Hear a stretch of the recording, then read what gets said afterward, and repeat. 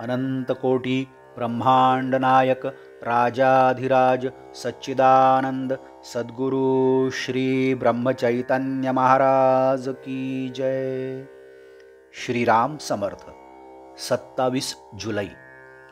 आपण मागावे फक्त एका रामाजवळ। आपल्या जीवनामधली प्रत्येक क्रिया ही रामाच्या करिता व्हावी। आपले जगणे देखील त्याच्या सेवेसाठी असावे। किंबहुना लहान मुलाला जशी आई, मोठ्या मुलाला जसा बाप, बाईला जसा प्रेमळ नवरा, मुनिमाला जसा सज्जन मालक, नोकराला जसा त्याचा स्वामी, एखाद्याला जसा विश्वासू मित्र, तसा रामराया प्रत्येकाला वाटला पाहिजे। म्हणून प्रत्येकाने गोंदवल्यास यावे। भगवंताच्या अस्तित्वाची खरी जाणीव होऊन त्याच्या अनुसंधानामध्ये जीवनाचा प्रत्येक क्षण कसा घालवावा हे सगुणोपासनेशिवाय सामान्य स्त्री पुरुषाला समजणे अशक्य आहे। जगात घडून येणाऱ्या प्रत्येक गोष्टीमध्ये रामरायाची इच्छा काम करीत असल्याचे आपण जाणले पाहिजे।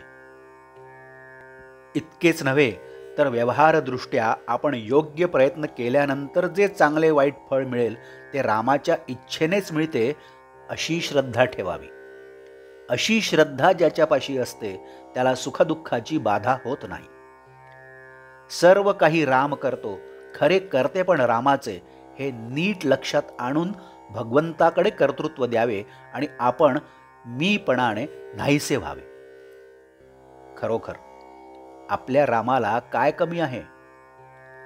आपण मागावे फक्त एका रामाजवळ। तो देईल अथवा न देईल, जे देईल त्यात समाधान मानावे। दुसऱ्या कोणाच्याही जवळ आपण कधी मागू नये। त्यामध्ये आपल्या उपासनेला कमीपणा आहे। मात्र देणाऱ्याने स्वखुशीने दिले तर ते टाकू नये। माझ्या आयुष्यात मी नामाशिवाय दुसरे साधन केले नाही। माझ्या गुरूंनी मला नामच दिले, तेच नाम मी सर्वांना देत आहे। तुम्ही ते नाम घ्या, तुम्हाला राम खात्रीने भेटेल।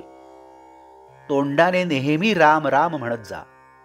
भगवंताच्या नामामध्ये जीवाचे कल्याण आहे असा माझा अनुभव आहे।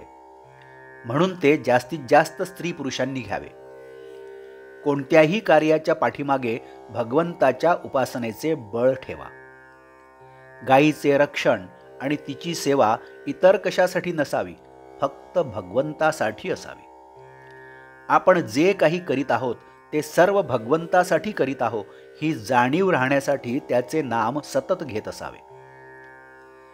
ज्यावेळी समाजातली पुष्कळ माणसे अमर्याद विषयासक्त बनतात त्यावेळी कलियुग सुरू झाले असे समजावे।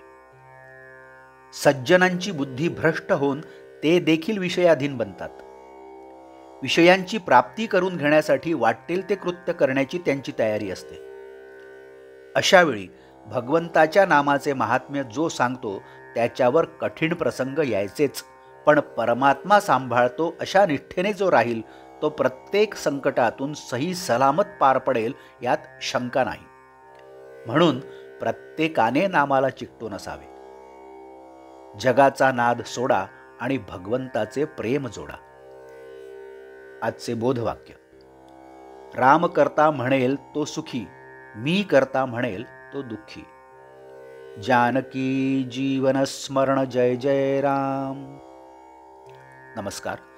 आपण या चॅनलला अजूनही सबस्क्राईब केलं नसेल तर कृपया सबस्क्राईब करावं ही विनंती। आपण या चॅनलला सबस्क्राईब करा, लाईक करा, शेअर करा, कॉमेंट्स द्या आणि बेल आयकन दाबायला मात्र विसरू नका। धन्यवाद।